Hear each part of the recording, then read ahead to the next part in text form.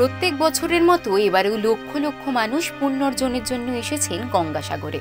তাদের সঙ্গে এসেছে কয়েকটি নাবালকও, কিন্তু তাদের লক্ষ্য পুণ্যার্জন নয়, বরঞ্চ অর্থ উপার্জন। লক্ষ লক্ষ মানুষ যখন ভারতের বিভিন্ন প্রান্ত থেকে পুণ্য অর্জনের জন্য গঙ্গাসাগরে এসেছেন, তখন সুদূর ৩০০ কিলোমিটার পাড়ি দিয়ে শুধুই অর্থ উপার্জনের জন্য এসেছে দুই নাবালক। কিভাবে অর্থ উপার্জন করে এই দুই নাবালক? প্রার্থনা জানিয়ে তীর্থযাত্রীরা পুণ্য অর্জনের জন্য ডুব দেন গঙ্গাসাগরের বুকে। তার সঙ্গে ১-২ টাকাও নিবেদন করেন মা গঙ্গাকে। সেই সব টাকাই চুম্বকের মাধ্যমে তুলে নিচ্ছে অমর ও গোপালের মতন ছোট্ট দুই কিশোরেরা। ক্ষুধার টান এমনই যে পাপ পূর্ণতার হিসাবও সেখানে নগণ্য।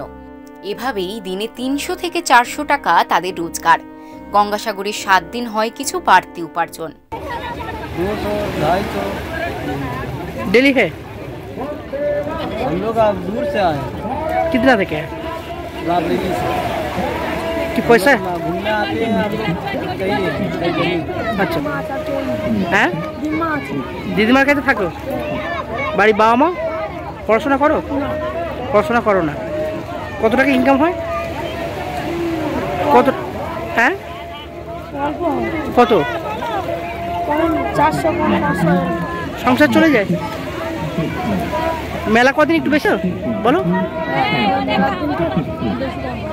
আচ্ছা, তোমার নাম? গোপাল নস্কর। বাড়ি এখানে? ক্যানিং। ক্যানিং থেকে এসছো? এসছো ক্যানিং কোথায়? 22 ওখান থেকে টাকা নিতে এসছো। বাড়ি কি অভাব? প্রতি বছর কি আসা হয়? এই কদিন থাকা হয়? 7 দিন। গল্পটি শুনলেই চোখের সামনে ফুটে ওঠে নীরাজ খাওয়ান পরিচালিত চলচ্চিত্র মাসানের কিছু দৃশ্য। জীবন নিয়েই তৈরি হয় সিনেমা। অমর ও গোপালের জীবনও যেন সেই সিনেমারই প্রতিচ্ছবি মাত্র।